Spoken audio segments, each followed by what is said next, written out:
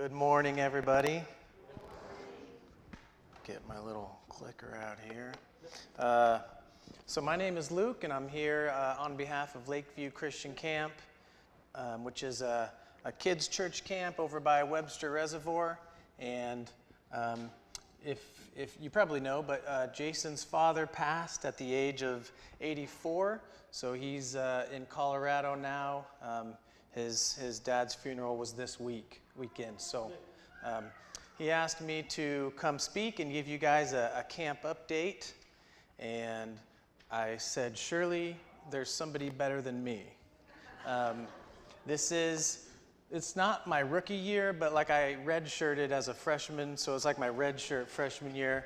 So I'm still not the starter by any means. So.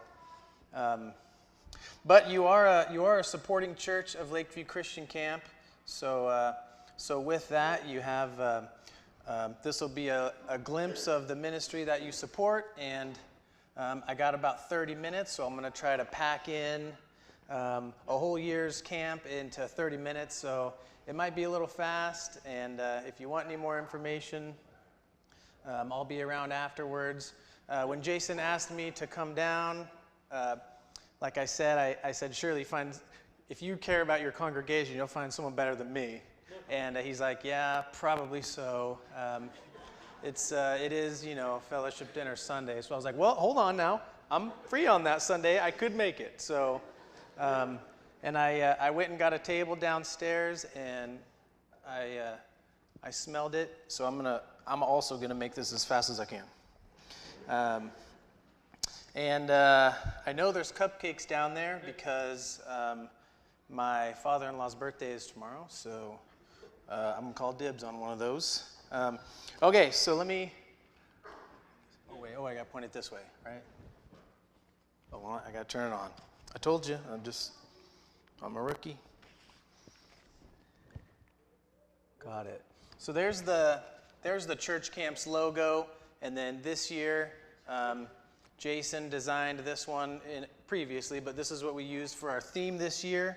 That was the design for our shirts, if you've seen kids wearing those shirts. And the theme was Romans 12:9, hate what is evil and cling to what is good. And just as kind of a one-liner, if you didn't know any better, you might think that would be in the book of Proverbs. So we are going to talk about Proverbs later, so it's a little fitting. Here's my family.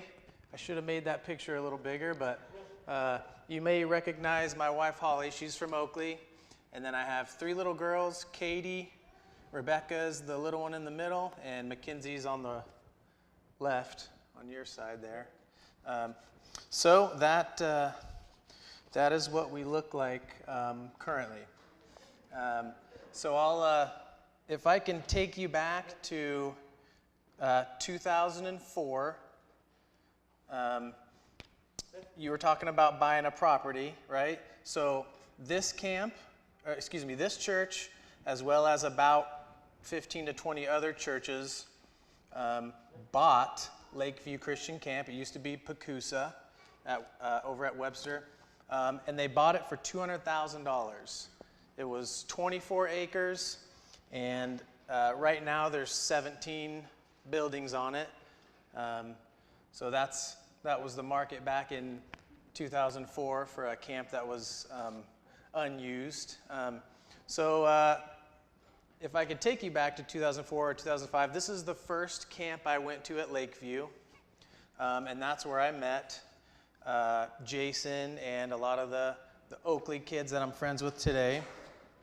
And so I started going to church camp, and then I started going on mission trips. I was from Norton. I started going on mission trips with Oakley.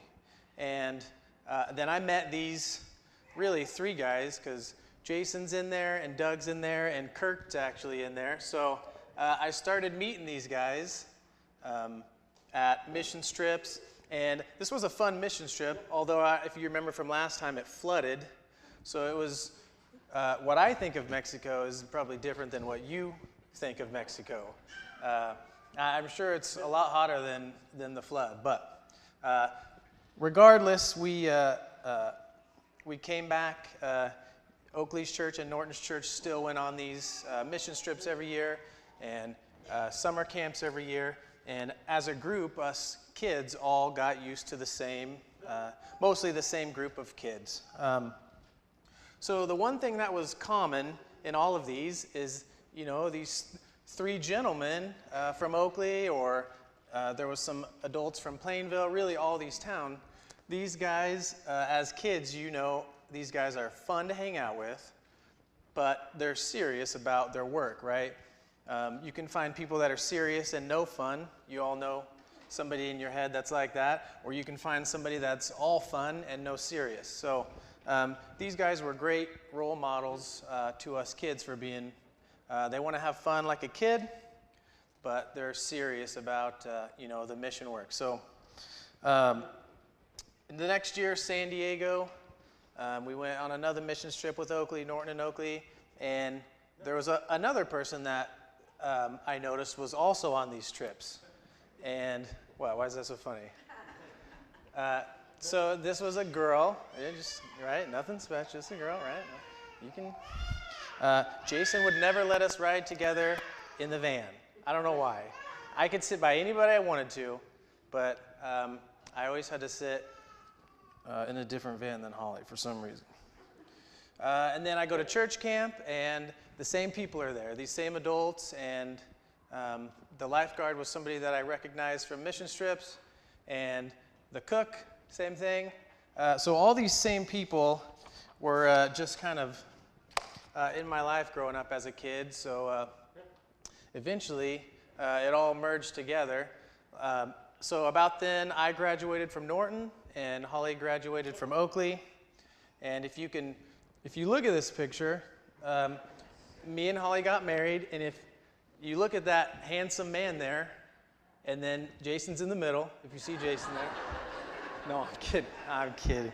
Don't tell him I said that. Tell him I said he was a very handsome man. So we got married in Norton, and shortly after that, well, kind of in the middle of that, I went to college at Kansas State. I studied outdoors related stuff, specifically fish. Holly did cross country at Butler, transferred to K-State, and got a teaching degree. And I was going to put the next 10 years of our life in one slide. So I went to work for the state, but we couldn't find a picture of Holly teaching because you can't have, back then you couldn't have phones in the school, right? So we don't really have a, but you know what they look like. They stand there with their dry erase marker. You got it. So so we did that for 10 years, and then one night I felt called to go back to this camp for a job, and that's what we ended up doing. So that was a year and a half ago, and Lakeview is super beautiful. Every night, every morning, it doesn't matter what the weather is. It's just a beautiful place, and I try to put a lot of these on Facebook. If you follow us on Facebook, you'll see a lot of these. But just in general, it's just a beautiful place to have camp. So here's the property. If you're not familiar with it, or if you haven't seen it, it's 24 acres, right? And there's 17 buildings. Okay. So think about it. You guys know what like a honey-do list is, like a list of things you got to do. So it's like 17 honey-do lists, and then it takes 12 hours to mow and 6 hours to trim. So imagine mowing your yard so long that you can't trim it in the same day. Like that's so. And I like to keep going until I finish stuff. So I put lights on the mower. To me, mowing and trimming just goes together, but not at Lakeview. So a lot of stuff to do. Like I said, 17 buildings just will really keep you busy. Okay, last time I was here was March, and if you remember, I took this picture. I try to travel every weekend to a supporting church, which if you remember, you guys are a supporting church. And I take a picture, I put it on Facebook so everybody knows where I'm at, and they know,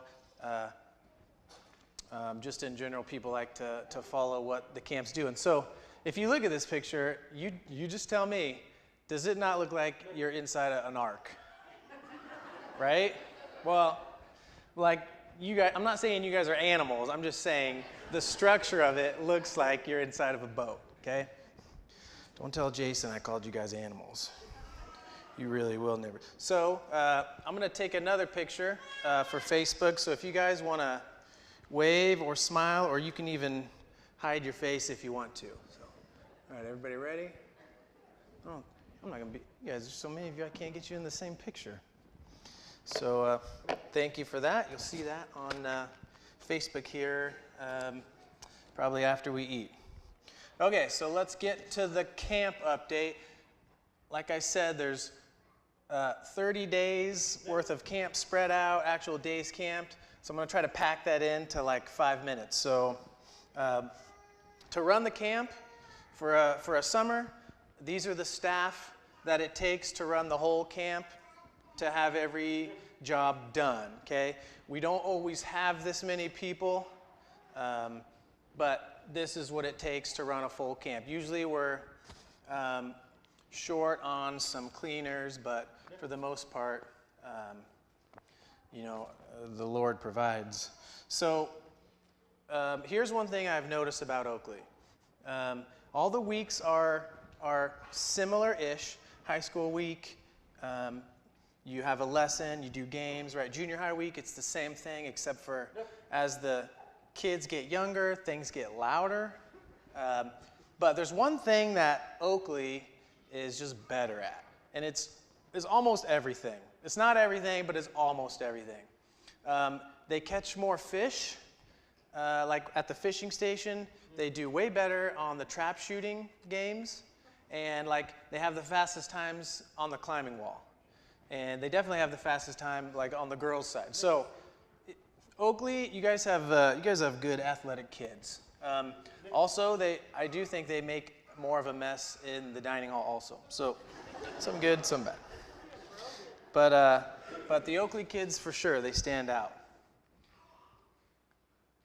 So here, just a few games. I'll go through some of these. We have a zip line and a climbing wall. People like to climb it and then jump off of it. Isn't that crazy? I would never, who would ever think you want to climb to the top of something and jump off of it? That's just, so I've actually never done the zip line myself, but the kids love it.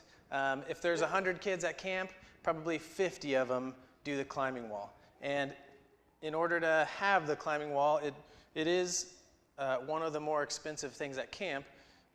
It's kind of like, I suppose it's kind of like a carnival, right? It has to be inspected every year to make sure the cables or the equipment doesn't, fail throughout the year. So it is most certainly an expensive thing to have, but the kids that do it love it, and it's a great addition. We also do birthdays at camp.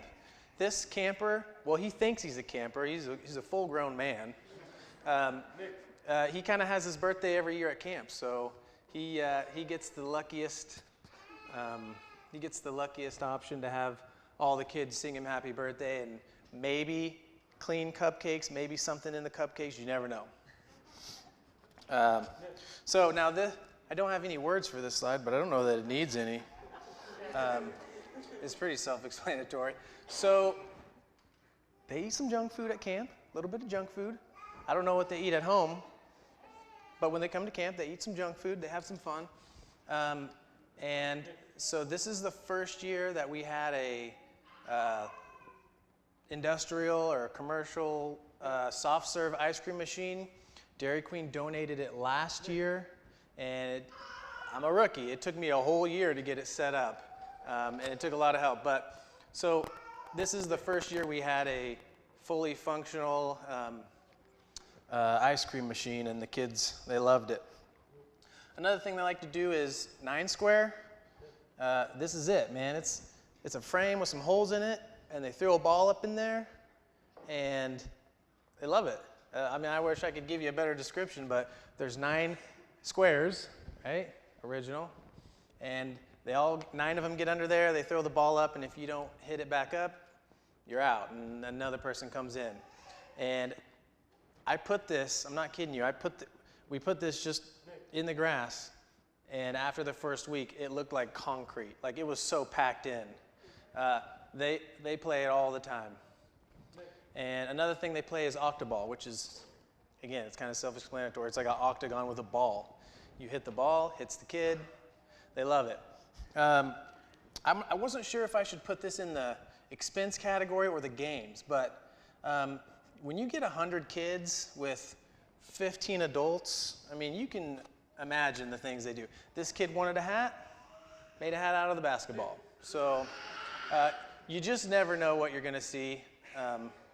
But fortunately, there's always like a sponsor or a parent, and they're like, if that's what makes them happy, I will send you a new basketball. So we try to let them have fun. So we do spend a good amount of money on games, and we want them to have fun while we're talking to them about Jesus. And just like when I was a kid going on mission trips, it was always fun. And you know, when you grow up, fun and Jesus, they just go together. They also have like a pool party or a hangout place at night, and that's definitely something that the high school kids enjoy. They have, you know, their pool party. They like staying up at night, and there's lights over the dining hall. They hang out there, and they do some dancing, and they listen to music, and they have a good time.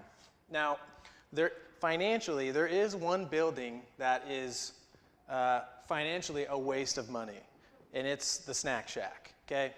But if you asked every kid to put their favorite building in it, it'd be the Snack Shack.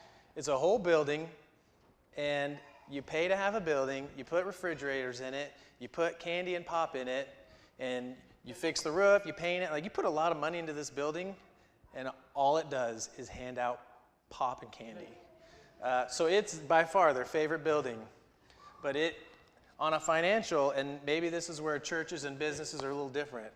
A business decision would be, no, you don't need a building to hand out pop.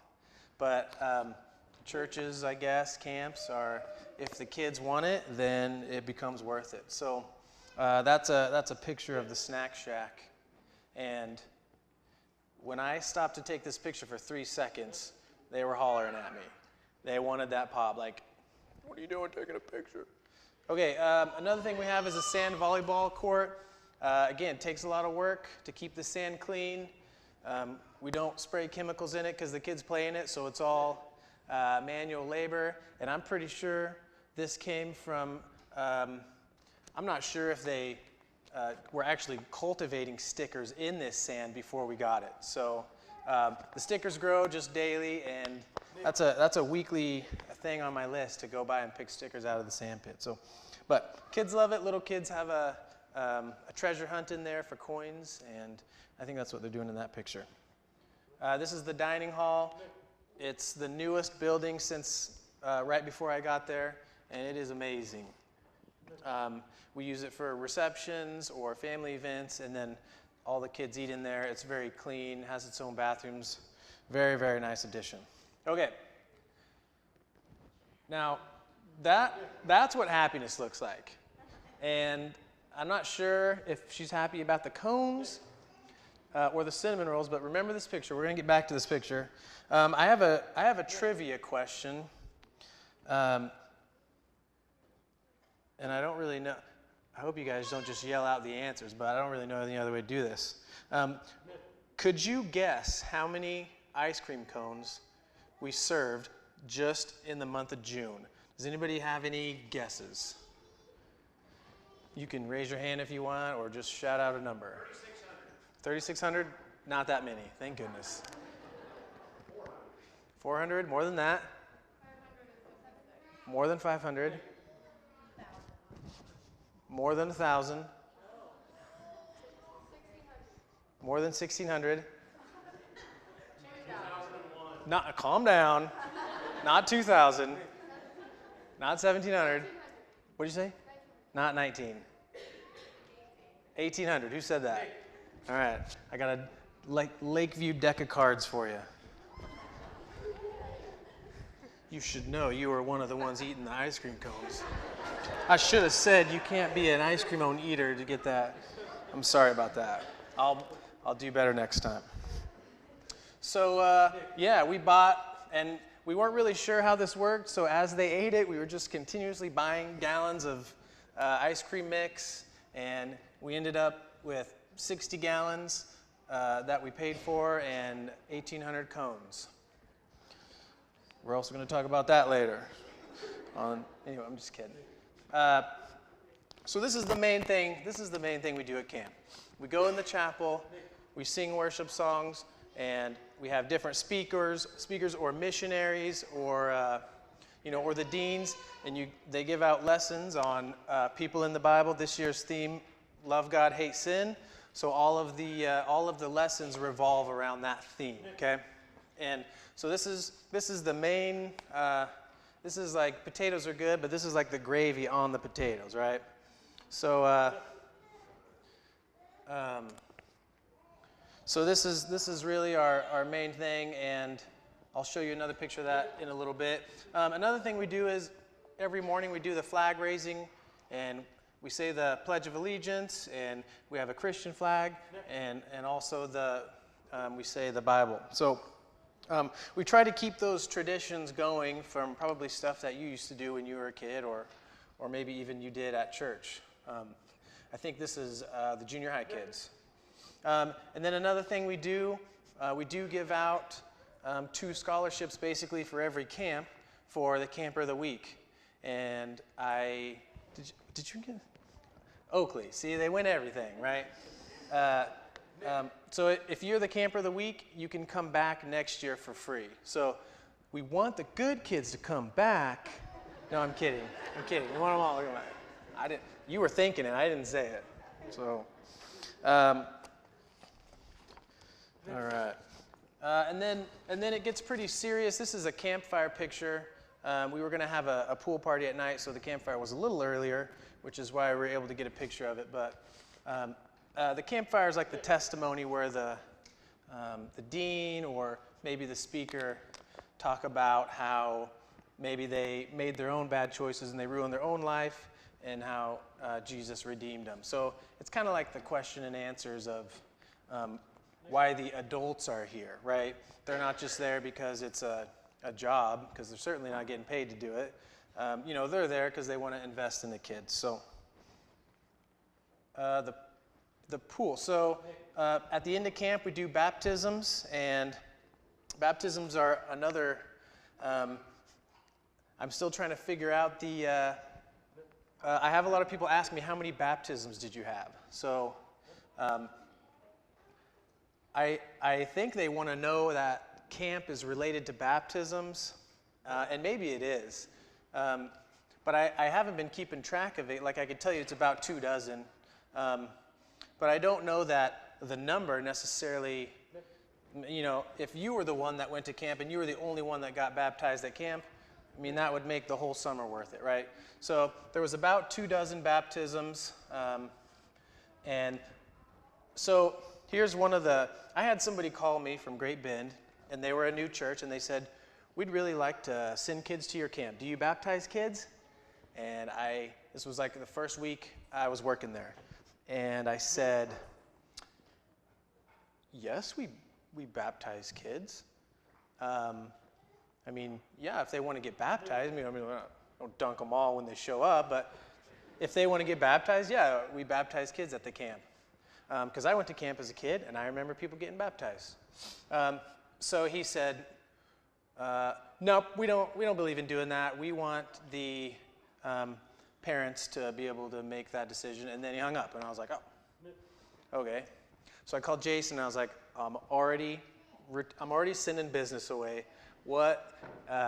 So he didn't really give me a chance to finish, but we do baptize kids that want to be baptized after we call their parents and say, hey, your son or daughter wants to get baptized. Do you want them to do that at camp, or do you want them to come back home and talk it over with the church? So that's our baptism thing. So this is a dad that got to baptize his son at camp. So we have a lot of parents come to camp, and then if the parents, a lot of kids get baptized by the dean or their favorite counselor, or they come back home to their church and they do it with their family. So, and then this is what it looks like on the last day, right? This is my guess, this is probably what their room looks like. So this is how they pack without their mom and dad. So the last day takes a lot of work. And we did something new this year. We added a camp, new-ish, I should say, but it was new that it wasn't last year. So we had a wilderness camp, which is kind of like a Boondockers, basically, where the kids tent camp, and we did a lot of wilderness stuff, and it was a pretty fun time. We also had a Sunday church out at the camp, and we still continue to have these work days. Like I said, there's 17 honeydew lists, so any help from anybody showing up is greatly appreciated. This is where I'm going to put Oakley's work day when you guys make the journey out there to help me. But there is one person from Oakley that has came out, and he's been mowing. And I thought he was coming out to help me, but I think I've figured out that he's just coming out to see his granddaughter, seeing the grandbabe. So I try not to take it too personal, but it is what it is. I'll take all the help I can get, even if they're coming to see somebody else. So that's how I feel about that. Okay, so let me give you a chapter out of Proverbs today. If you are familiar with Proverbs, it's just a bunch of one-liners, two-liners-ish, great sayings and phrases from wise people, mostly from King Solomon. Chapter 25 is after King Solomon. King Hezekiah was ruling, and he had people write down stuff that King Solomon said. So if you'll, I wrote this down. So this was written about 2,700 years ago, okay? So it was written a long time ago. Some of them are easy to understand, some of them not easy to understand. So here's one. It might be easier to read on my paper. Like apples of gold in settings of silver is a ruling rightly given. Right? You could think about that. You could do some thinking on that one. Here's one that really doesn't need an explanation. Better to live on a corner of the roof than share a house with a quarrelsome wife. That's pretty self-explanatory. Although back then I bet they had flat roofs, so it probably wasn't as hard to sleep on the roof back then. Here's a good one to think about. If you find honey, eat just enough, too much of it, and you will vomit. Seldom set foot in your neighbor's house, too much of you, and they will hate you. It sounds like you guys know what that's about. But here's what it doesn't say. It doesn't say you can't eat too much ice cream or cinnamon rolls. And not a single kid puked from the cinnamon rolls or the ice cream. Sometimes the morning show, they ate salsa Twinkies or something like that. A couple kids didn't sit too well with them. Here's another one. Like a muddied spring or a polluted well are the righteous who give way to the wicked. Like a city whose walls are broken through is a person who lacks self-control. So if you've ever heard, read a proverb a day, whatever day it is, I would imagine you'd be pretty wise by the end of it. If you guys ever heard the term killing them with kindness, I'm not sure if that came from this passage or if the passage came from that saying, but if your enemy is hungry, give him food to eat. If he is thirsty, give him water to drink. In doing so, you heap burning coals on his head, and the Lord will reward you. So by being nice to them, you're making them suffer, which essentially defeats the enemy and turns them into your friend, right? So that's a chess move play right there. So Proverbs, this is another book that my board members have been having me look at, not necessarily the book of Numbers, just like camp numbers. That was just the best picture I could find for that. So let me give you the breakdown on camp. There was 464 students, and they camped a total of 2,003 days, which is 4,661 individual meals. Our food costs are $26,000 for the whole camp. So each meal was about $5.50. So that's nothing too crazy. And then the cost of camp, which takes all of these equipment, wages, games, water, the pool, cleaning supplies, zipline kitchen, and the food. What it comes down to, if you do the math, is the kids pay about $39 a day to come to camp, which, since you're a supporting church, the church pays for half of the kids to come to church, right? So the kid and the church, it costs about $38, $39, and the camp is charging $45 a day. So the profit margin is about $6 a day for a kid. And if you can find anybody else that'll babysit kids for cheaper than $6, let me know. Because I got 3 that I love very much. So it's not what I was trying to say. As you can see, camp doesn't support the whole year for Lakeview. It just kind of funds a couple months to have camp. So supporting churches like you guys and individual donations, that's what actually pays the bills for the whole month, okay? So that's why you guys are a really important part of that. We're doing a fundraiser right now to fix the cabins, and we've fixed a few things so far. So just in the last year, the camp has raised $96,000, 17 from churches, 30 from individual groups, like if you're familiar with Men's and Women's Encounter, and then 48 of that has just been actual individual people's donations totaled up. So we put a new sound system in the chapel with lights. It's a pretty cool, like a concert every night for their worship. We're putting a bathroom facility in probably in the next month. That's already paid for. And we've got sidewalk lights going around. It's pretty dark at night. That's already paid for. And so right now we're working on renovating the cabin. That's our current fundraiser project. And so currently, just to give you the overview, there's 17 churches, including this church, that support Lakeview Christian Camp monthly. There's 3 church committees that also support the camp. There's 11 people, and then there's 1 trust. And that essentially is what covers other than the camp revenue. So if you're interested in helping out, there's a table out back. You can buy a hat or a stocking cap, or there's the business card there if you need any other information. And there's a QR code if you prefer the fast method. And there's also a newsletter sign up if you want to receive emails about updates and stuff like that. So I'll pray and close, and then I'll leave this up there. This is the camp dates for next year's camps if you're looking for that. Heavenly Father, I thank you so much for this day. I thank you so much for your congregation. I thank you so much for your church and how they support the church and your missions. Lord, I pray that you bless this church and you be with Jason as he's away with his family, and give them overwhelming peace for their time to remember Jason's father who passed away. We thank you so much today, Lord. We thank you so much for the food that is here, and we pray that you bless that to our body and give us all safe travel back home.